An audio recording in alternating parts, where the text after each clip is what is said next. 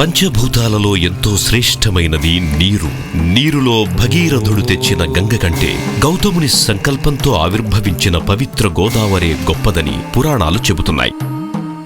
దక్షిణ గంగగా ప్రసిద్ధి చెందిన మన గోదావరి మహారాష్ట్రలోని నాసికా త్రయంబకం వద్ద జన్మించి జ్ఞానప్రసాదిని అయిన సరస్వతీదేవి చల్లని చూపులను పొదుపుకొని శ్రీ సీతారామచంద్రుల పవిత్ర ప్రేమానురాగ బంధాలను పుణికిపుచ్చుకొని పాపికొండల ద్వారా మన ఆంధ్రప్రదేశ్లో ప్రవేశించి అత్యంత విశాలంగా అఖండ గౌతమిగా మన రాజమండ్రి చేరుకుని తన జ్ఞానానురాగ బంధాలను నిక్షిప్తం చేస్తుంది.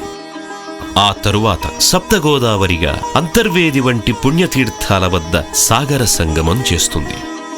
దాదాపు 1500 కిలోమీటర్ల ఈ ప్రయాణంలో గోదావరి స్పృశించే ప్రతి అడుగు ఒక పవిత్ర స్థలం. గోదావరి వెదజల్లే ప్రతి బిందువు ఒక అమృత భాండం. తన కుడి ఎడమ భుజస్కందాలపై మోస్తున్నట్లు తూర్పు పశ్చిమ గోదావరి జిల్లాలను తాకుతూ అన్నపూర్ణ ఆంధ్రప్రదేశ్ని హరితాంధ్రప్రదేశ్గా మన ముందు నిలిపిన అమృతధార, జీవ జలధార మన గోదావరి. ఇప్పుడు పుష్కరాలొచ్చాయి. సింహరాశిలో గురుడు ప్రవేశించే అద్భుత సమయమే గోదావరి పుష్కరాలు. రానున్న జూలై 14 నుండి వచ్చే పుష్కరాలు మహాపుష్కరాలు. ఇది కేవలం 144 సంవత్సరాలలో ఒక్కసారే జరిగే పవిత్రమైన పుష్కరాలు. పుష్కర సమయాన పవిత్ర గోదావరిలో స్నానమాచరించి పూజాదికాలు నిర్వహిస్తే అశ్వమేధయాగం, 1,00,000 గోవులను దానం చేసిన పుణ్యఫలం దక్కుతాయట.